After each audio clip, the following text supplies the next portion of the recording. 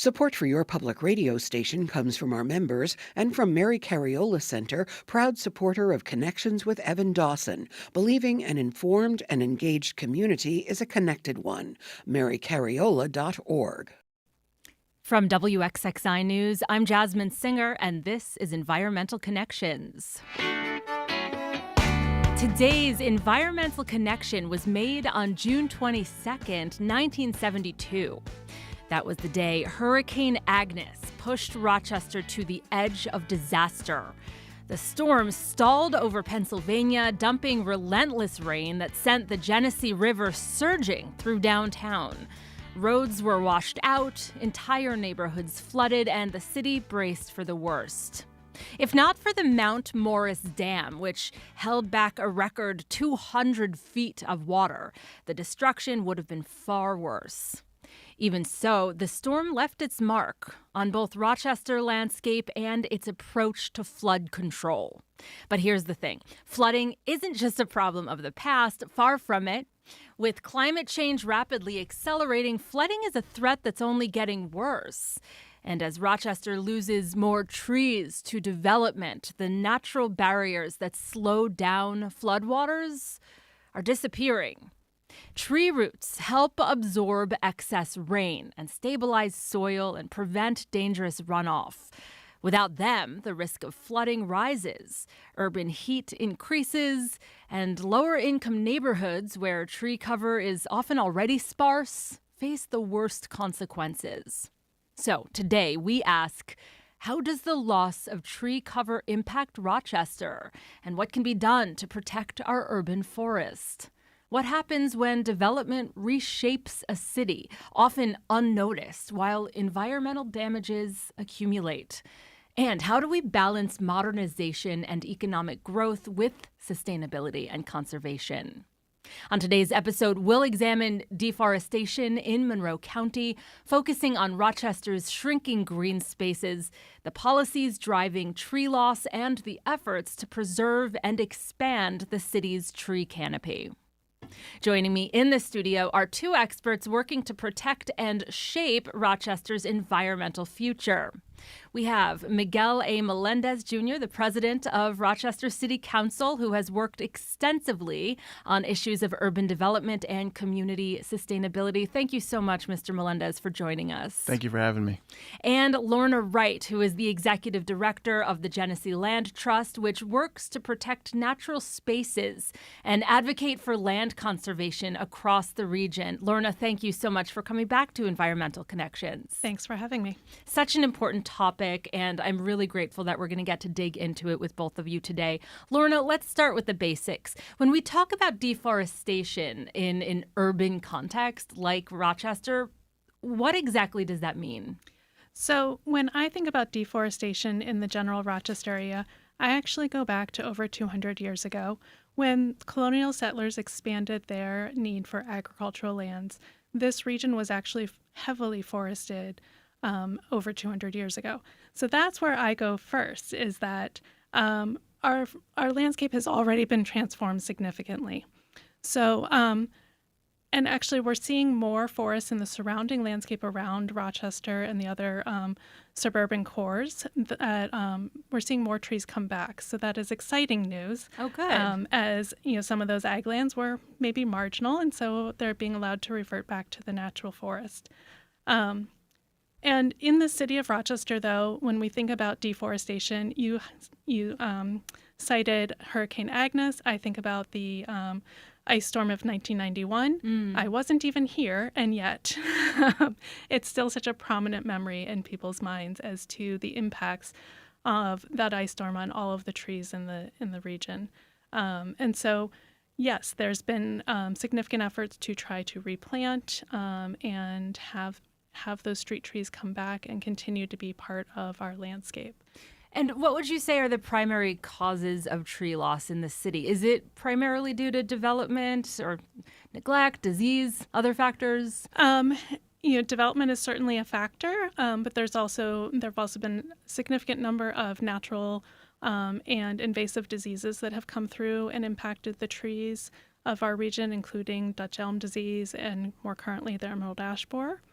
And There was a policy for a long time that required that the homeowner be the one to request a tree to be planted in front of their home.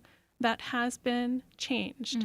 And so that helps to allow for anyone to ask for a tree to be placed in front of a home. Okay, well, we'll definitely get more into that, into the weeds, as it were. Miguel, let's turn to you. As president of the Rochester City Council, how do you see the tension between urban development and environmental sustainability? Yeah, we have to be very thoughtful about the future of our city and our community. And there's no question that there's climate change challenges, environmental factors that will ultimately impact not only quality of life for the residents that are here, but quality of life for the trees that exist in our community, as well as the other animals that visit, the birding that comes through our community. We have a significant amount of locations where trees play a critical factor in how we embrace life in this community. And I think from a development standpoint, we have to also be thoughtful about if we do urban development somewhere, what are we adding to the equation here in terms of the number of trees that we can add to a particular neighborhood. The city of Rochester is very focused on, through our urban forest master plan, which was initiated in 2023, really trying to get more trees back on tree lawns in our community. When you think about equity of trees across our community, when we started looking at this deeply, the southeast quadrant of the city had an 84% rate of having trees in their tree lawns, whereas the Northeast had 66%, right? So when you think about equity and thinking forward about neighborhoods that are more affluent having more trees than neighborhoods that are struggling a little bit, we have to be thoughtful about where we place and how we replenish trees. And I hear stories all the time of the 1991 ice storm and how that has impacted certain neighborhoods that were beautiful tree-lined streets, and it's taken decades to get some of those trees back. Wow. I'm relatively new to Rochester. I don't know how long it takes for someone to stop saying that. It's been about 3.5 years, and I'm still learning about so many of these sort of iconic moments, for better or for worse, in the Rochester area. I have heard of that, though, and my neighbors, many of whom have been on my tree-lined street for many years, still bring that up. How much influence, Miguel, does local government actually have when it comes to protecting tree cover, given property rights, like private property rights and development pressures? Yeah, I would say in terms of what the city of Rochester directly controls, everything between the sidewalk and the street, we have an opportunity to invest and influence. On private property, there's maybe a little bit less that we can control. However, we have been proactive when it comes to site plan review for projects that come into our community. The City Planning Commission and others really looking at how are you also adding to and beautifying our community beyond just doing an urban development, doing a project, a housing project, or another commercial investment. And in site plan review, there's often conversations about what are you adding to the aesthetics and what are you adding to the environment as you consider your development. And Lorna, I want to turn to you as we continue to sort of lay out the issues here, and then we'll continue to discuss some of the solutions. But I know that research shows that urban tree loss contributes to higher temperatures and, as we talked about, increased flooding, loss of biodiversity. Can you explain how each of these plays out in a city like Rochester? Yeah, so I think it's pretty well known that trees provide shade, which is fantastic, especially on the really hot days that we've been having during the summers. And so when trees provide shade, they also actually provide a way of cooling the air. They also clean the air by taking in the air and taking some of those pollutants out of the air. And same with water, they actually help to clean the water by absorbing the water through their root system and holding on to some of those pollutants or simply dispersing them in other ways so that they're no longer pollutants.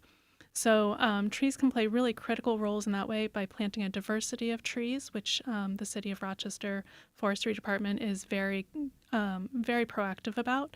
It increases the opportunities for wildlife to have different things to eat, different things to nest in. So by increasing biodiversity, increasing the diversity of trees increases biodiversity just through the trees themselves, but then also subsequently with the wildlife and the insects and everyone else that lives on them. And it just makes it more beautiful, too. It certainly does. But though I know that with climate change on everyone's mind these days, hopefully, flooding is a big concern.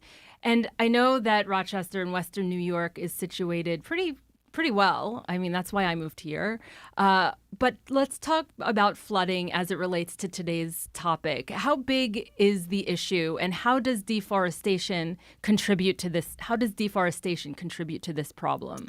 So flooding is it's an intermittent issue here in upstate New York.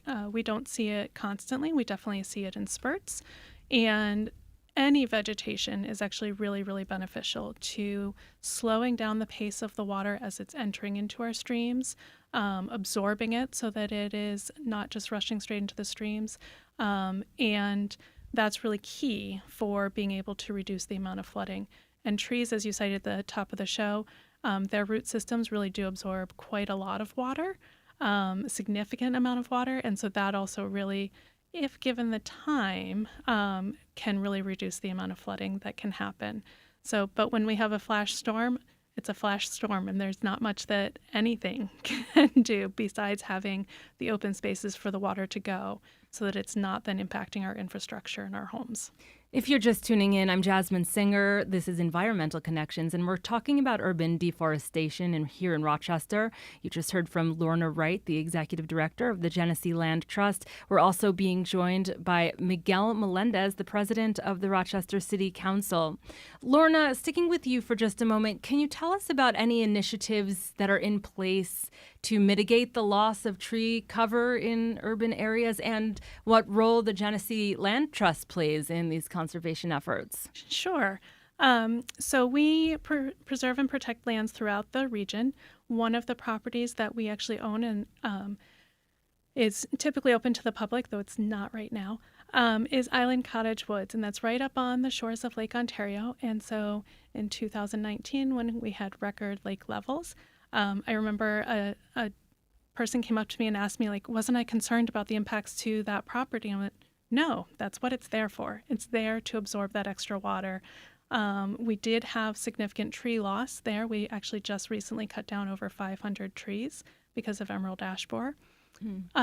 But recognizing that was going to happen, we in advance planted over 2,000 trees to take their place, and to continue to have it to be forested and to continue that absorption of water and the wildlife habitat, because it's a migratory bird stopover place. So birds love it, as do birders.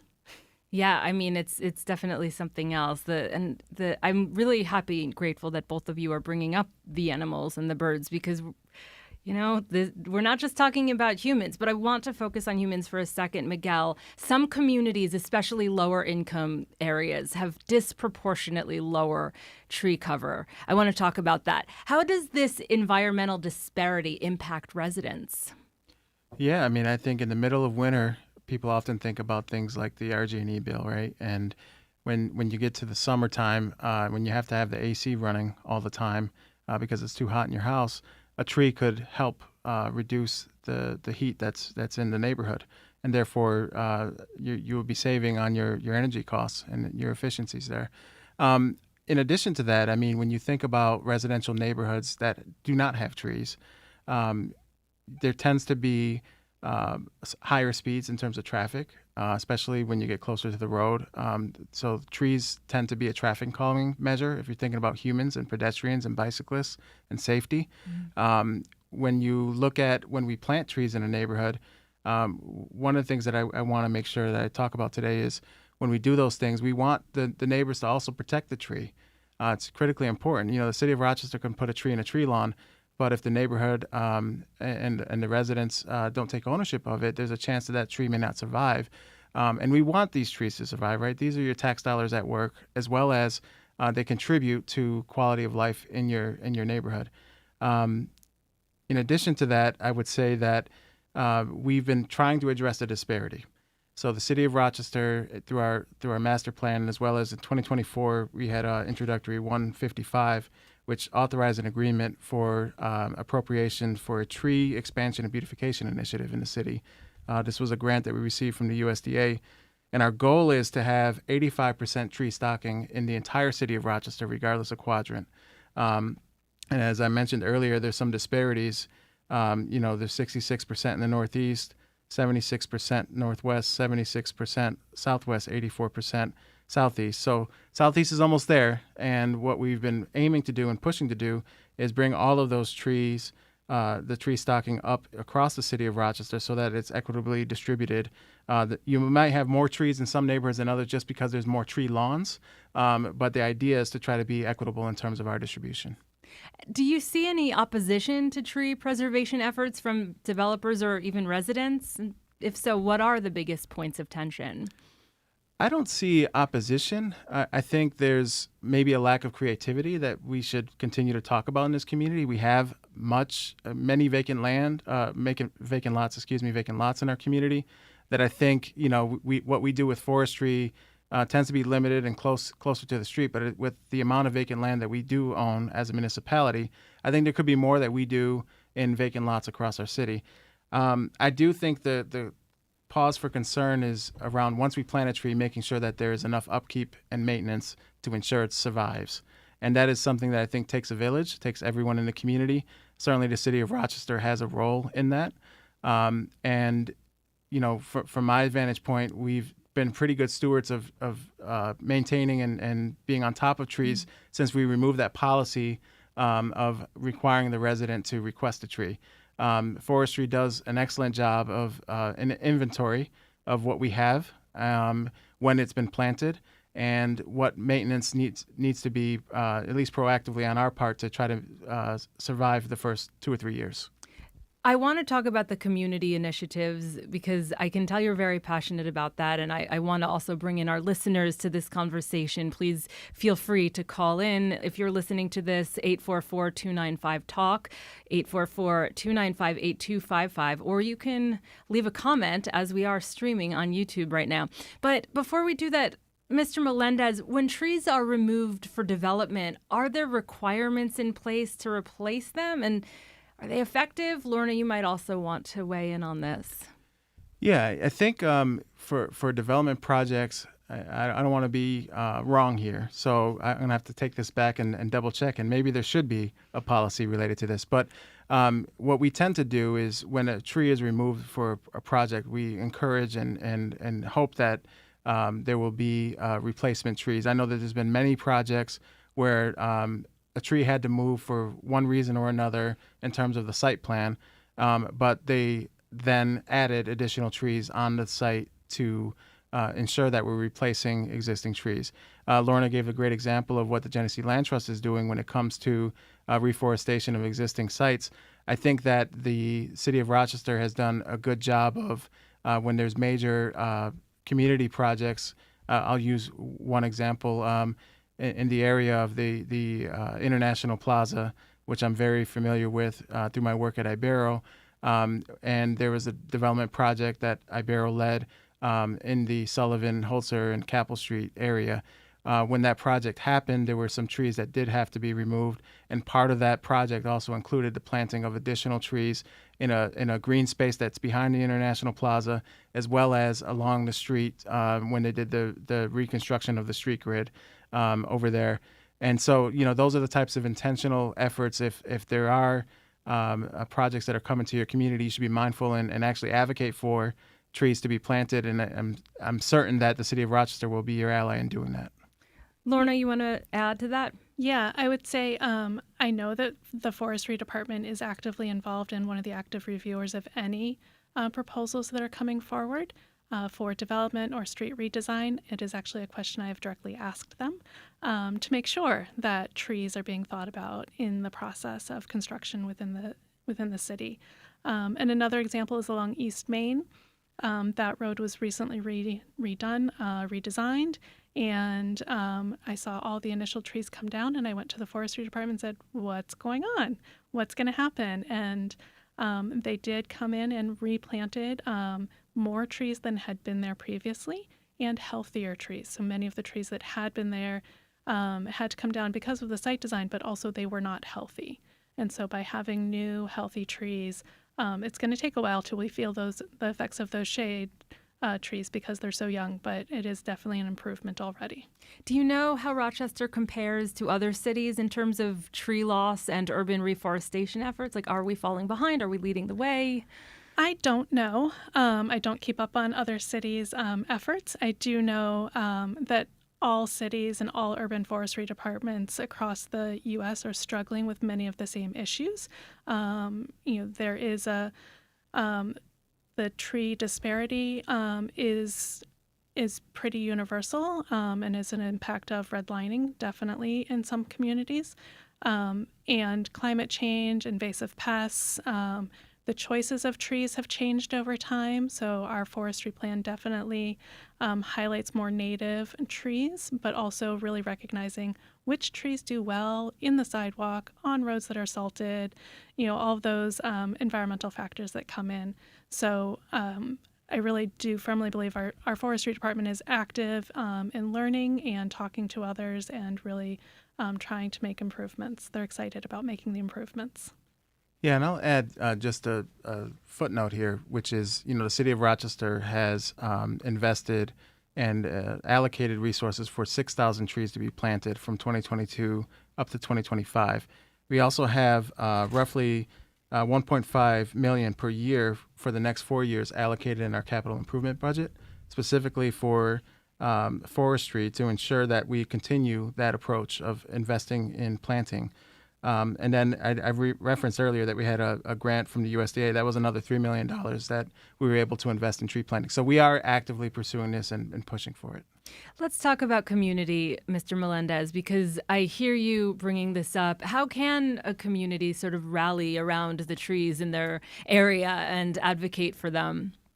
Yeah, one of the things that I often see in the community, and I've had to instruct some young people on this, when a new tree gets planted, young kids like to go and whack the tree a couple times and maybe mess with the branches, et cetera.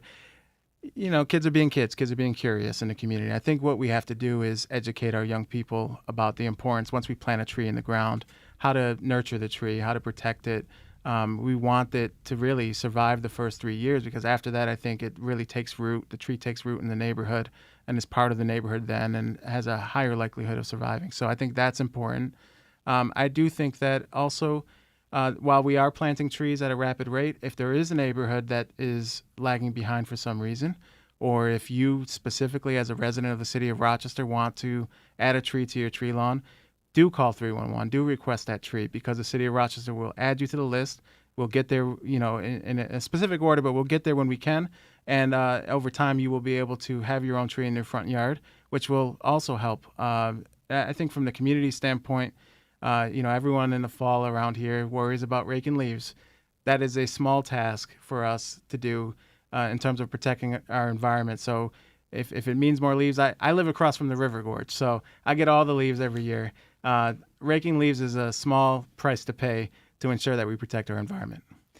Couldn't agree more. We're going to go to a break in just a second, but before we do, Mr. Melendez, any fond memories from growing up that relate to trees for you? Like, what was your relationship like with them growing up? Oh, absolutely. So I was one of those young kids that climbed the tree all too often. I had we had a large tree in my backyard, and my father and I would oftentimes climb it because it was low enough for me to start, and then he would help me get further and further up the tree as I got older. So that to me was a great memory.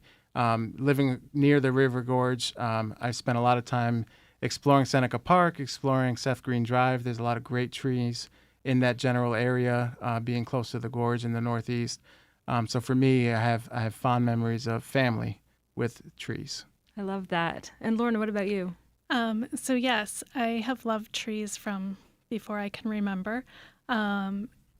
In many ways, I would escape to the trees, go down to a creek that was tree lined to just get out of the house and play. Or like Miguel, there were apple trees on one of the properties where we lived at one point, and so I would go climb the apple trees and sit up there and read a book or draw or something for hours on end. until it was time to come home.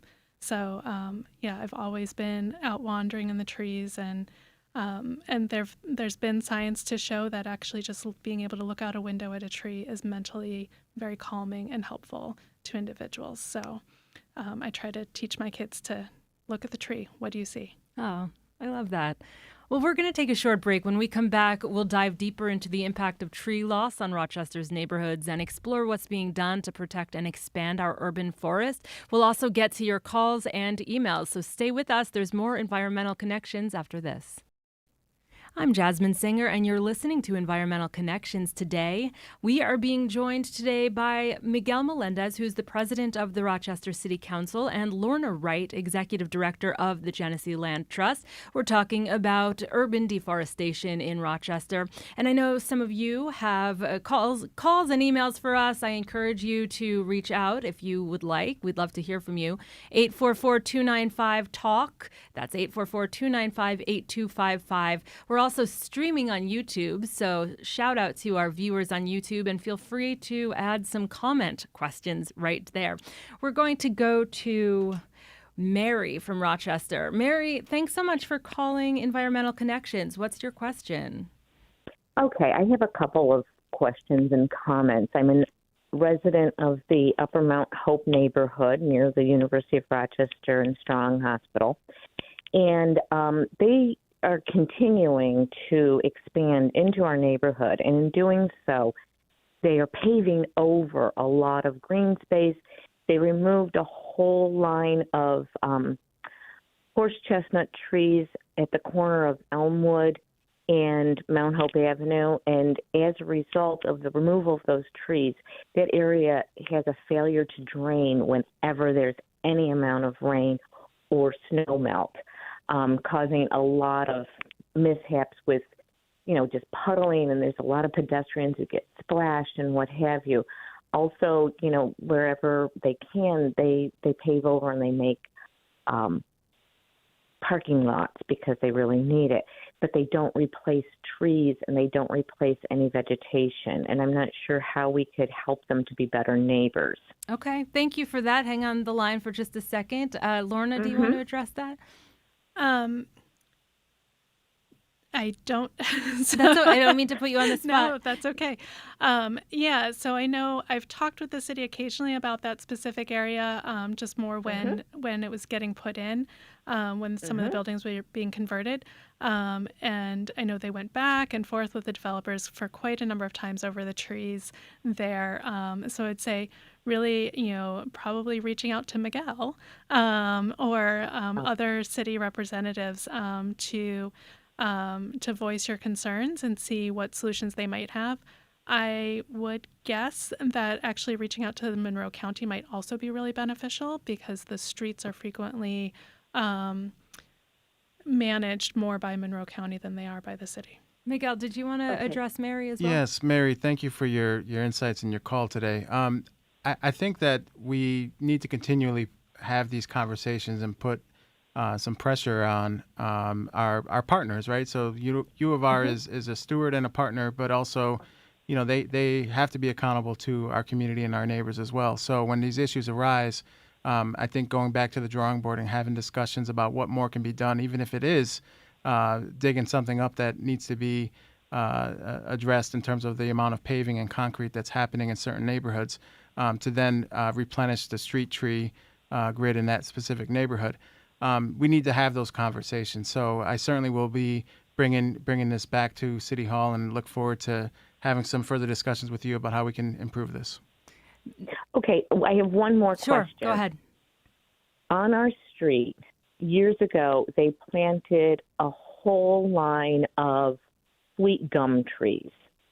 They're lovely in the fall. They're really horrible the rest of the year because they drop these seed pods that are about the size of golf balls. They're spiky. They're called gum balls.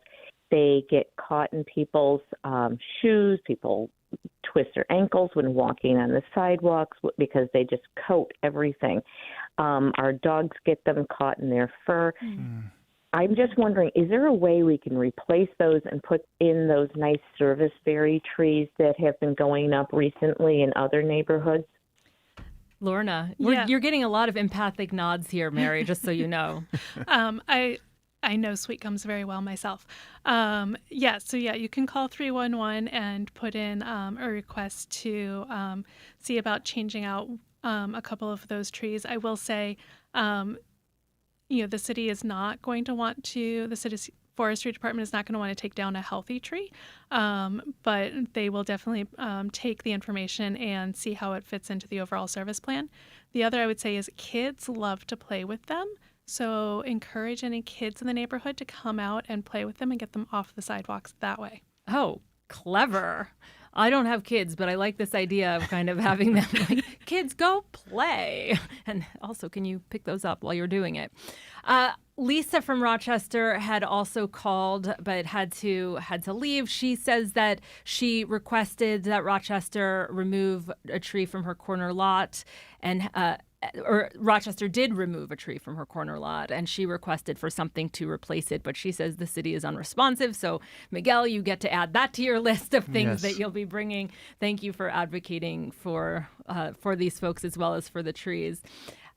We have a question from CY. CY says, it's not just the number of trees or where they're planted, it's also the species you're planting. Immature forest 200 years is about the average lifespan of many species, she says, very roughly speaking. You also have to consider what's underneath those roots that are holding the soil together. Pipes, electrical lines, etc. Are those roots shallow? Is it easy for the tree to tip over in a strong wind? Is it deep and destroying the underground infrastructure? So, Lorna, can you speak to that a little bit about these considerations in terms of the types of species that are being planted? Absolutely. All of those kinds of conditions, site conditions, are absolutely critical when thinking about planting a tree, whether it's in an urban environment or in a natural environment. Every tree species and every tree has its own unique requirements for where it is and for what it will do. So, for example, a willow tree, its roots will find water. So that is not one to be planting near water pipes.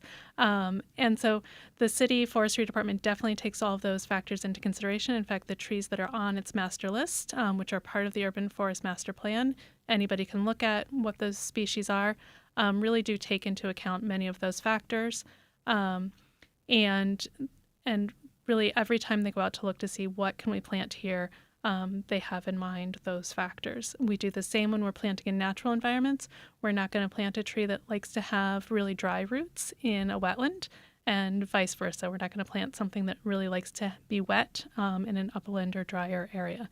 So those all have to come into play, and also thinking about what else is next to it from other planting perspectives. So if somebody has other plants in their tree lawn, to think about how will that work with the tree that's being planted. From species of trees to species of animals, Lorna, how does deforestation impact local wildlife? And are there species in Rochester that are particularly at risk? All birds have their own special interest in which trees they prefer. Same with the insects and butterflies and bees. Basically, all wildlife have their preferences. And so when we have a more diverse urban forest, that allows for more diversity of wildlife. There are many other factors that impact our wildlife in the city, but one of the best things that somebody can do is plant an oak tree that supports a huge array of insects as well as then birds and other wildlife. So if you have to choose an oak. Oaks will take longer to grow up to be a big tall tree, but it is well worth it. Well, it's worth it because of stories like this. We just heard from Michael via email. Michael says, this childhood memory just came back to me. I must have been about 8 years old, he says. My father and I were visiting my aunt who lived in one of the oldest parts of the city. They were cutting down trees, and I asked my father why they were doing it because it seemed so stupid to me. My father tried to explain to me what Dutch elm disease was and why it was deadly to elm trees. My 8-year-old brain just couldn't grasp how beetles could destroy a tree. It's true. I mean, it's a really powerful example of the power of not only our environment, but how children must be seeing this. And you both have children. Tell me a little bit about their relationship with nature, especially living in an urban area such as Rochester. Miguel, you started to talk a little bit before about your own childhood. What about your kids? How are they relating to trees these days? Yeah, so I am very close to Seneca Park still to this day. I actually moved back to the neighborhood I grew up in about 10 years ago now. So my children are right across the street from the park, and we're able to experience all that is the Genesee River Gorge and Seneca Park and its beauty. So for me, it's giving them the same experiences I had as a child, allowing them to understand the importance. Actually, my daughter was just in a play at, we won't call it a play, more like a video at her school, where she was the tree in a play. And there was a story about how important it is to allow trees to grow in our community and what happens and the experiences of young people with trees. And as the trees get older, them cutting down and leaving a legacy, right, in our community. So very much a part of their everyday life. I'm also a Genesee Land Trust board member. And one of the things that we've been adamant about in the city of Rochester is trying to get more access, not only to the River Gorge, but really looking at how we can connect our young people in our community to nature. El Camino Trail was a tremendous asset that we added to our community about 15 years ago. I can't believe it's been almost that long. And along that trail in the middle of an urban neighborhood, there are many opportunities to connect the trees along that trail. So I think it's being intentional. I think it's exposing people to the importance of trees and what they do for our community and the psychology of our people. And I think for my children, it's making sure that they understand their value and their importance. Lorna, what about you? As your kids are getting older, what are your hopes for the city that they will inherit, the city that they will be a part of, and what that will look like? Yeah, so I really hope that this next generation of kids will grow up with an appreciation for nature, with a recognition that it is important, that trees are important, and to be treated with respect. And not beaten on. So for example, in my backyard, we planted a tree a few years ago because we had no shade. And so my kids now know that they must be nice to mommy's tree, or they get a little bit of a scolding. So they have learned from a very early age to really appreciate the trees, to appreciate what the trees bring for themselves, but also for the wildlife and for, as they say, the community. That it's good for the community, providing clean air, providing oxygen that we need, keeping the water where it needs to be, keeping the soil where it needs to be. And so they are learning constantly, and they love to share it with their friends, which is fantastic. And so I really hope that both the city and the surrounding areas continue to provide that really great landscape for both people and wildlife to thrive. Are you optimistic that we can get there? Are there challenges that you're dealing with in your day-to-day at the Genesee Land Trust that concern you? I am very optimistic. Just recently, we learned that the fisher, which is a mammal that really needs large, healthy woods to survive, has returned to the area after being trapped out of the area for the most part. And so that's a really positive sign to me that we are doing really good work. We're having the impacts we want to have, and we just need to continue going forward. We have Anne from Farmington on the line. Anne, thanks so much for calling Environmental Connections. Hi, I'm calling just to push. Every spring around Arbor Day, the Sierra Club does a free tree distribution, and we've obtained just beautiful trees that we've planted on our property. They're large saplings. They're native to New York, to our region, and they are just beautiful trees for free around Arbor Day. Wonderful. So just want to plug that. That's a great plug. Thank you so much, Anne.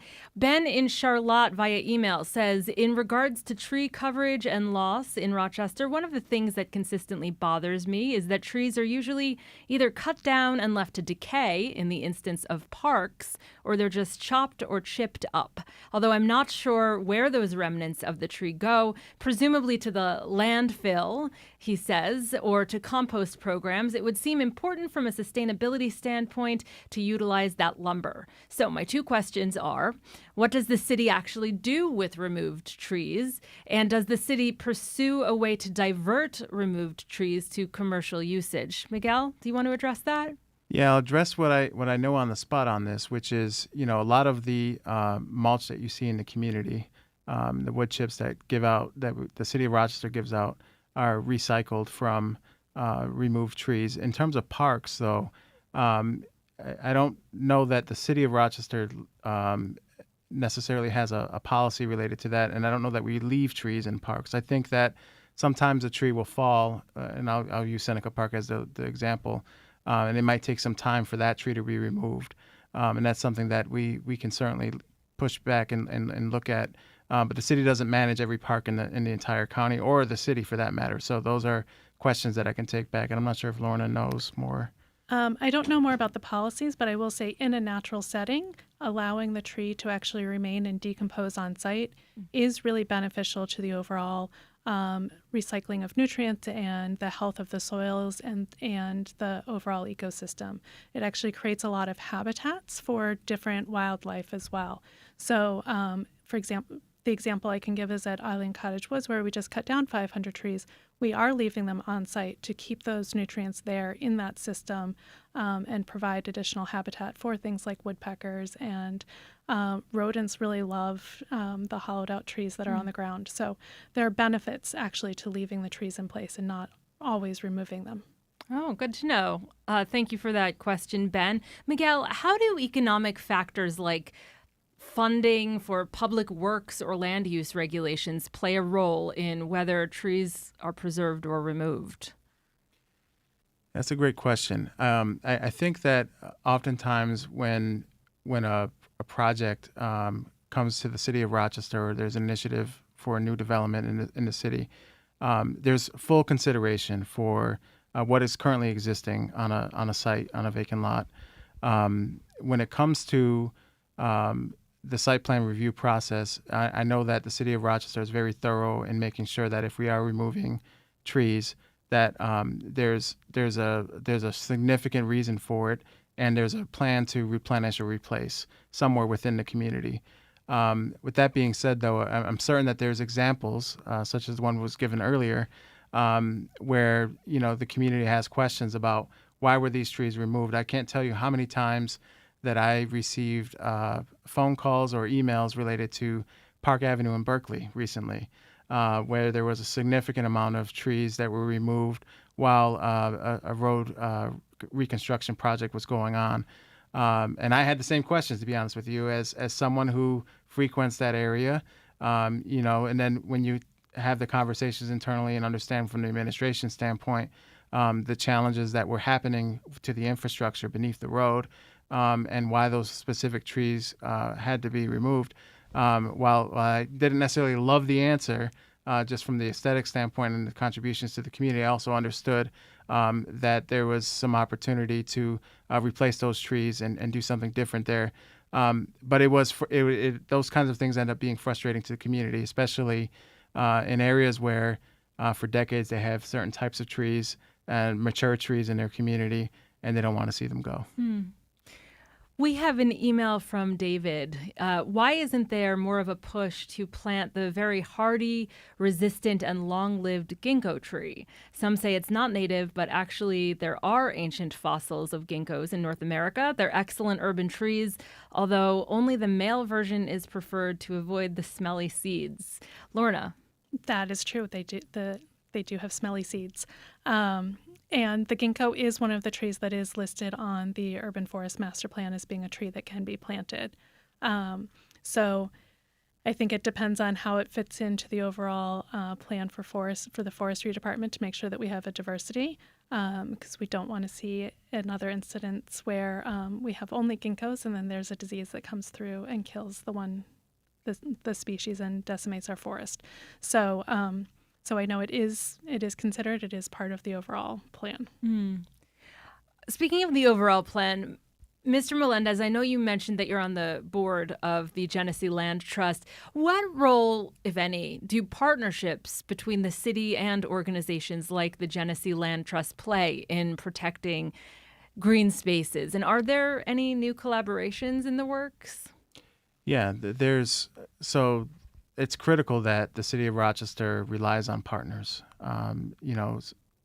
When I think of the work of the Genesee Land Trust, and specifically looking at the Genesee River, High Falls State Park that's on the horizon, and the opportunities to ensure that we're producing the best possible outcomes for all of our residents here in the city of Rochester, it requires conversations, not just with partners and organizations, but with community. So when we look at things like the Urban Forest Master Plan, there was extensive engagement, for example, in that process. I would encourage everyone to visit the city's website. We have a forestry services dashboard on the city's website, and it's really a one-stop shop to learn more about the key services that are provided by the forestry division. But also, you could see the planting. You could see the fall and the spring planting schedule, where the locations are going to be, and that's informed by the public. That's informed by the community. People's requests from 311 will be up there, as well as the city's distribution plan will be up there. So it is really intentional work that we have to continue to do. I think that as we look forward in the future with what we can do with vacant land in our community, we need to have a much more robust community conversations. I know Councilmember Monroe is working on some projects in vacant lots in the Northwest that she really wants to do more around tree plantings in her community. So I think that these are all important things that we can continue to do. Looking ahead, Miguel, what do you see as the most urgent action needed to protect Rochester's urban forest? I think it's a holistic approach where everyone understands the importance of it. When we plant trees in the community, that every resident takes part in protecting the trees that we do plant, and then be watchdogs, frankly. Some of the concerns I've heard around development projects just on this call today, those concerns need to be raised and loudly raised when those projects come before City Council. So I'm encouraging everyone to pack council chambers if there is a project that is concerning with respect to trees and any other issues that you may see, so that we are aware as well and can be good stewards of city tax dollars and make sure that we are doing our best to be watchdogs on the environment. Lorna, if there was one policy change that could make the biggest difference in protecting Rochester's tree cover, what would it be? Oh, I don't know. If there was one thing that you could do with your magic wand, which I'm sure you have because you get a lot of work done, if there was one mindset you could change, if there was one action that either residents or politicians could take, what would it be? So I think the mindset change that I would love to see, and I think is happening in places, is to remove the fear about having a tree next to your house. Mm-hmm. That it is a beautiful thing. It brings many benefits. Yes, there are things to keep an eye on to make sure that a tree doesn't fall in your house, but that is a very rare thing to happen. And so to remove that fear and know that the tree brings much more benefit to you than it does concern or challenge. And if you do have a fear or concern, to ask somebody who knows or who can help direct you in the right place to get an answer. Because frequently those fears can be mitigated and addressed. So that would be the one thing. If I could jump in on please. that question, I think the magic wand for me would also be to look at what more we can do in terms of our vacant land and create opportunities for apple orchards in our city or other types of options for fruit trees to exist. I know that there's some question about contamination and whether or not that is passed along through the trees, to the fruit, to the human. But I think we need to explore these options, really look at what the research says, and find more ways to get fresh fruits and vegetables in our community. Well, I'm all for that. And Lorna, I just want to circle back to something you said earlier regarding research on the mental health benefits. Mental health is, of course, a huge topic these days for a variety of reasons. And I guess I want to ask you, do you want to see that being a bigger part of the conversation, the way trees improve mental and physical health for residents? I think it's critical that mental health be part of the conversation around natural spaces in general. So trees, water, meadows, all of it impacts our mental health. We saw it during COVID, and we continue to see it now, that when people can get outside, breathe some fresh air, even just look at a tree or watch a bird, our mental health improves. And so we should be paying attention to that and taking full advantage. I love that. And if you're listening to this, and thank you for listening, you heard Miguel and Lorna talk about their own childhood memories of trees. And I encourage you, listeners and viewers, to think about your own relationship to trees growing up. I'm fairly certain something will come to mind, and that really speaks to the power of what we're talking about today. So I want to thank my guests, Miguel Melendez and Lorna Wright, for their insights today. A special thanks to Chloe Milliman for her contributions to today's discussion. And thank you to all of our listeners joining us, all of our viewers on YouTube. From WXXI News, I'm Jasmine Singer. Thanks for making today's Environmental Connections.